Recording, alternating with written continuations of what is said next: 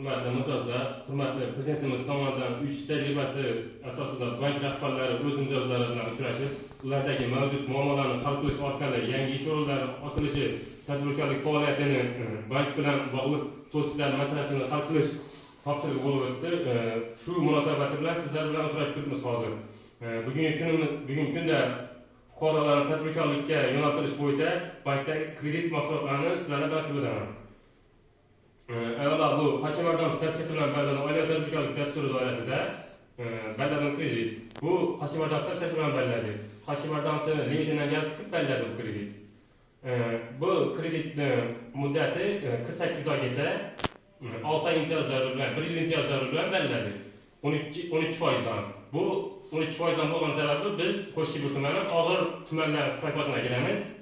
Shu munosabat bilan bog'lanadi bu. Keyin o'zimiz bank tomonidan bog'langan kredit bor. O'z-o'ziga qilgan shaxslarga bu kreditimiz 30 milliongacha 27%dan 2 yilga bog'lanadi. 3 oy imtiyozlari bor. Keyin yana bitta kreditimiz moliya ommabop krediti. Moliya ommabop krediti bu inklyuziv. 50 milliongacha 25%dan erkaklarga, 24%dan xotin-qizlarga. Buni kredit olish uchun avval oilaviy tadbirkorlikdan kredit olib yoqqan bo'lish kerak. Kafil bilan bog'lanadi. Moliyaviy ko'mak kreditimiz bor. 36 oyga, uni 6 oy imtiyozlari bilan 100 milliongacha garov asosida bog'lanadi.